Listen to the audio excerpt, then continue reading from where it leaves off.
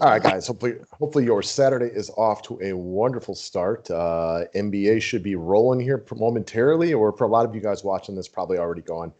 Day baseball is actually a lot bigger than night baseball today, but we stick with the standard schedule. We're going to run through Saturday night baseball.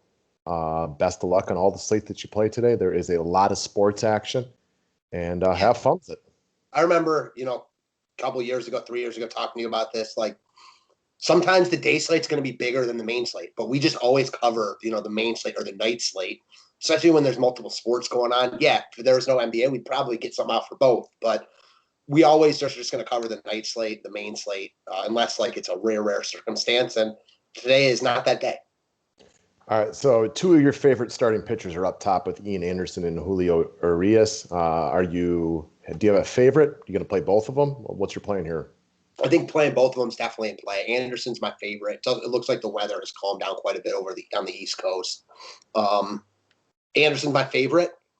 I think Urias is also, wildly in play. San Francisco's lineup has taken a couple hits recently. I don't love that he just saw them, and we have seen him get blown up. So I do feel a lot safer with Anderson. Granted, Urias is higher upside, is how I look at it. Yeah, I agree with you on that one. Then as far as cheap guys go, it looks like Fulte is getting the majority of the ownership love on the cheap guys, which I understand. Coming off a nice start, only 5,600. Any interest in any of the cheap guys? Dunn, Corbin, Fulte? I mean, I think they're all like in play, but I also think they could all get hit around. I think that the guy that probably has the best, I don't know, Dunn has been good at times. He just puts so many guys on base. I don't know. I don't feel good about any of them. I mean, I think you can make a case for Corbin also. Sure. Corbin looks terrible. He had this one really weird outlier start where he was awesome and he looked like the old guy, but this guy's given up way more hits than he is striking out guys. And that's like a key issue with me. If you're giving up more hits than guys that you can strike out, and he hasn't been going through murderer's row or anything like that either. It's just, everybody, other than this start against Philly, where it was like he jumped in a time machine and looked like himself again. Also depends, what does the Brewers lineup look like in this one? Like, they could run on a real watered down lineup game 2 of a doubleheader. We got rain throughout the day, and the night game seems right. Like, it's kind of a funky start. Yeah, this game is the one game with weather concerns. Like, who knows what they're going to do here? Yeah, you're not wrong with any of that. Could easily just stay away from this game, to be quite honest. For sure. And it sounds like weather will be fine at night, but the day game might get pushed back. I don't like when pitchers get off their schedule. And now, obviously, it's a pretty good matchup. Also, Milwaukee has very little experience against lefties this year. They've faced a freakish amount of righties, which can be a Patrick Corbin. Their offense isn't great. They strike out plenty. I get the argument for them. I still think I would use Dunn out of all those guys, though.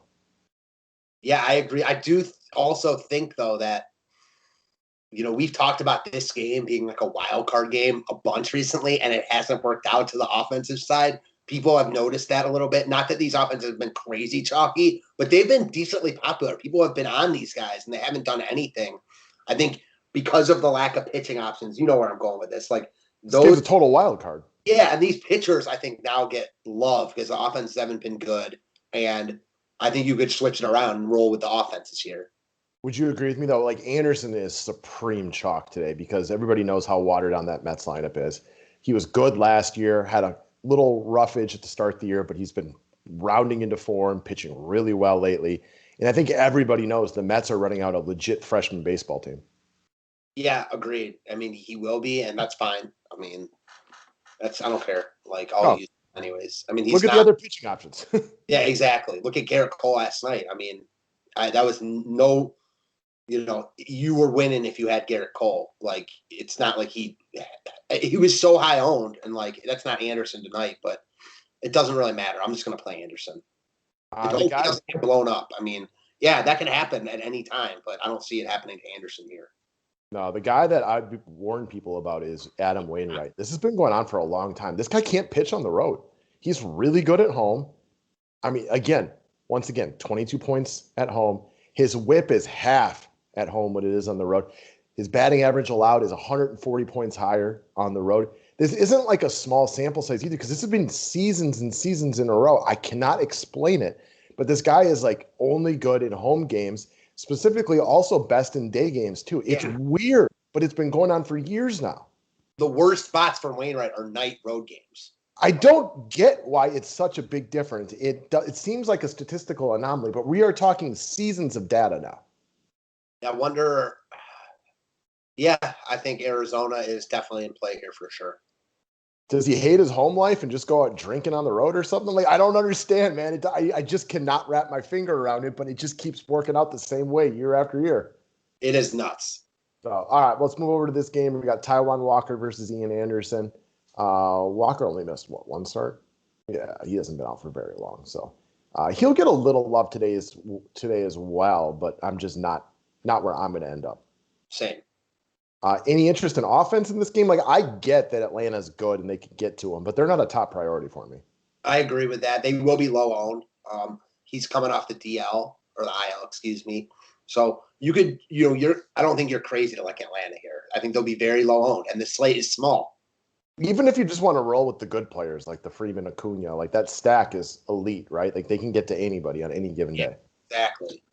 All right, next up, Milwaukee against Washington. So this one's a tough one to speak on. Because we don't know who's going to be in the lineup and who isn't going to be in the lineup. You can feel pretty good that like an Avi Garcia and a Lorenzo Cain will make it, but they also got a lefty in the first game. All that being said, it's also only a 7-inning game on a doubleheader, so you do lose a little luster right there as well. I can understand players in this game, but just to forewarn everybody, it's less at bats. We don't know who's going to be in and who's going to be out necessarily, but you should get a better idea after you see who's in game one. For sure, agree with all your points. I'll also say, like, I think this game's very low owned because of the 7-inning game. And we talk about this a lot. Like, at what point does it get to be so low owned where it's worth playing these guys? I mean, on this slate, I think you could definitely take a shot here. Small slate, again, only 5 games, no spots that I'm like, I have to roster. And we talked about Corbin. I mean, Brett Anderson's not a guy I'm necessarily scared of, but I am more interested in the Milwaukee side if I'm going to go from somewhere on offense because – they'll at least get their 7 at bats, and I like the spot just as much probably. Yeah, Corbin is all name at this point, really. I mean, he's been giving up a ton of hard contact this year.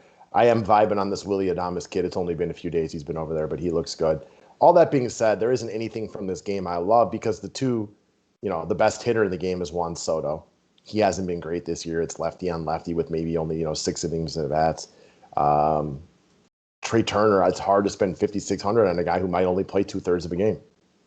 Yeah, for sure. I mean, they can get it's not inconceivable to get there on this slate, but definitely risky. Yeah, I feel like Washington is more one-offs than stack. All right, Dodgers against San Francisco. We got Webb versus Arias. I mean, I absolutely understand anybody who wants to use Dodger bats today. Yeah, for sure. They make sense. Webb's been pretty good, but Dodgers are better than Webb. Bellinger's back tonight, remember? Yeah. I mean, I guess he hasn't officially been announced in the lineup today, but we've been talking about this for a week now. Cody Ballinger chalk day. We'll start in center field Saturday and Sunday against the Giants. Okay, he is officially back. I guess they haven't technically dropped the lineup yet, but I'm willing to take them at their word right here. So you got chalk Bellinger day because he's a very good player at 3,600 against one of the weaker pitchers on the slate. I guess he probably won't be on the slate tomorrow because it'll be in the afternoon. But yeah, definitely chalk Bellinger tonight, no doubt. So Turner 5,100, Maxwell Muncy. I get all the Dodgers today. I don't really like any of the offensive spots, and from what I've seen, St. Louis is going to get all the love. So it's not like the Dodgers will be unowned, but it looks like St. Louis is going to be hella popular. Yeah, I think that St. Louis, probably with Bellinger mixed in there, but yeah, St. Louis is going to be chalkier than the Dodgers for sure. They've been good. I'll tell you, man, that Milwaukee is standing out to me. I mean, people love picking on Corbin, but won't it? Just like you got me on Toronto yesterday. Like I wasn't loving them, but then I saw that they were like coming in so low owned. I remember talking about them, and I didn't even tell you this part. Like they lost their at bats in the 8th and 9th because they called the game, and the Indians had Jake Bauers and Rene Rivera set up to pitch the 8th and the 9th. Well, you did tell me that, but I appreciate you telling me again. I mean, I wouldn't have stacked the bottom of their order like that, so it wouldn't have gotten me anywhere. But the bottom of the order, that was a classic Bellman slate right there, with the bottom of the order going ham like that. And it was funny because the weather was like way worse than I thought it was going to be. I mean, the wind was awful. There's a reason they called the game. Blue Jays hit a ton of hard hit balls that probably would have been home runs in better situations. And I was That's like, why I faded that game.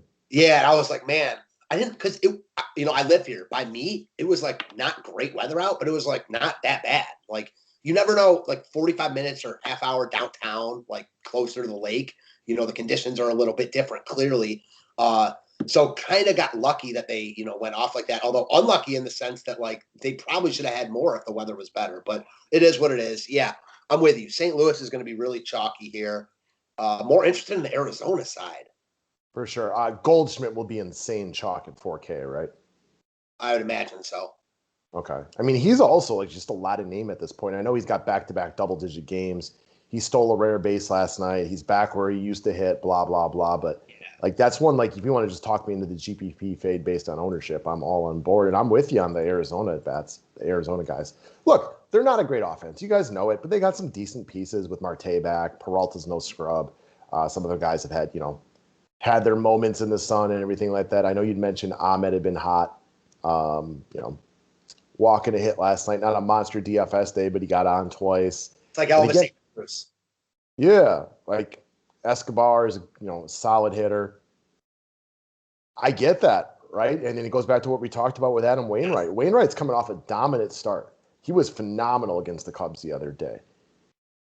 I don't know. Doesn't happen every game. He got shelled in San Diego the other day. He had a bunch of good home starts. His last road start at Washington was like a rare good one. Got crushed at Cincinnati. So he's got the tendency to get blown up on the road. Yeah, he does. I'm with you. Like, that's my favorite side of this game, like ownership considered. Yeah, because Arizona won't be super popular. All right, now we go to the last game, Justin Dunn against Mike Foltynewicz.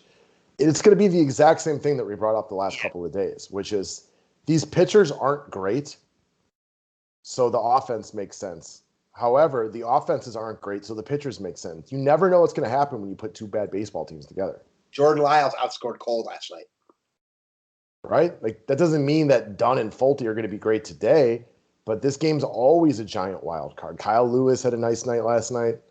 Yep. So, I don't know. It's going to be the same thing I said the last couple of days. I can see this game being 10-0, 10-0 the other way, 10-11, or 2-1. I will say the side that I think I'd be most prone to use in DFS is Seattle, because I feel like Dunn's big problem, and you talk about this a lot, he walks guys, but Folty can give up a lot of home runs. Yeah, Dunn looks to be averaging about 3 walks a game. Not giving up a lot of hits. That's why I thought I would use Dunn over Foltynewicz personally. Like, Folty's a guy who used to strike a lot of guys out. He ain't missing bats. Even last start when he was really good, and he was really good, he didn't strike anybody out. Yeah, I mean, the Seattle side's appealing to me here. No arguments. I also think that they're very, affordable, right? Other than Mitch Haniger, you got Kalenic, Kyle Lewis, all these guys in the mid threes. Seager's, 4,100, solidly affordable. Ty France, 3,100. Like, if you want to stack, like if you want to play Urias and Anderson, you can stack Seattle through and through. Yeah, I feel like there are a couple teams like that. Even St. Louis, like a guy we didn't talk about that's going to be mega chalk, I have to imagine, Tyler O'Neill. Yep, I agree. He will be big-time chalk. The home run last night, only 3,400 on a team people like. The game log reads nicely, huge power. He'll be very popular tonight. Him and Dylan Carlson. The whole offense is going to be popular, man. Edmund, Arenado, all of them are going to be really popular. And you could go with an alternative stack, whether that's Arizona, Seattle, whatever it might be, and then still play Tyler O'Neill. He's 3,400. He's low risk. Definitely. I'm with it. So, I don't know, guys. We wanted to talk this one out briefly. This is kind of members only for you, the public.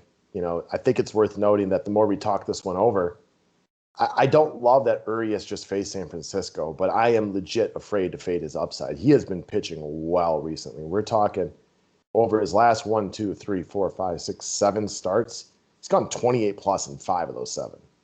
Yeah, for me, it's more about there's just no one else I like. So I will probably just use Urias and Anderson because I don't really feel good about Justin Dunn. I mean, nor should you.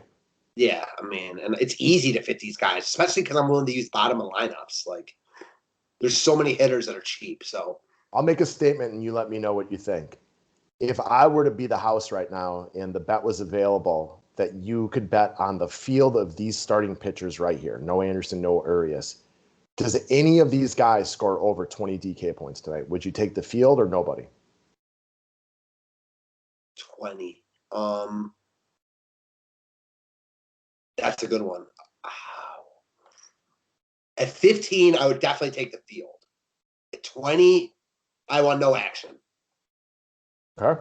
I mean, that tells you something, right? That we have a list of 8 pitchers right here, and you don't want to make a bet that any of them score over 20. That should tell you a lot about your confidence on these starting pitchers tonight and why going with the 2 good pitchers makes a lot of sense.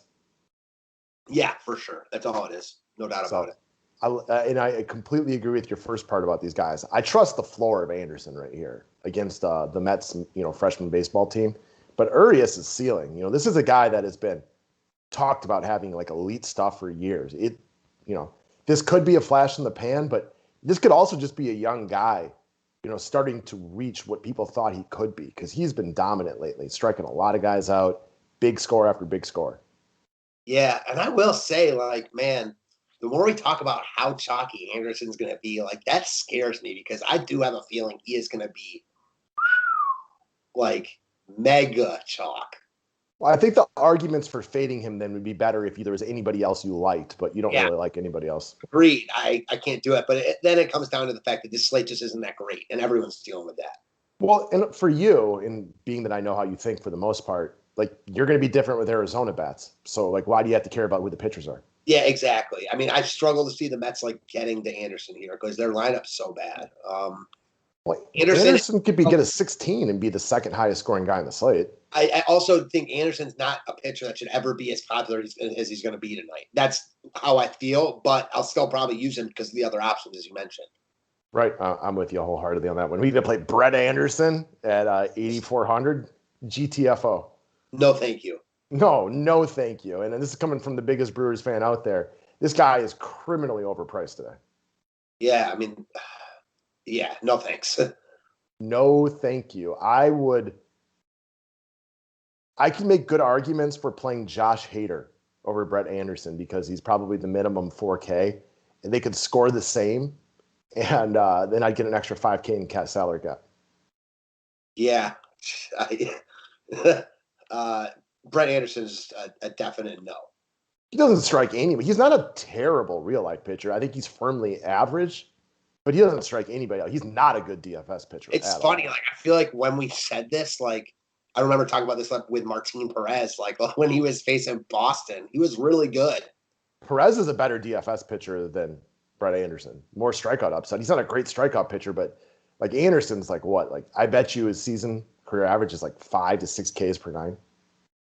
Yeah, he's definitely not a strikeout pitcher. I mean, like at all. It's like Washington could definitely get to him here.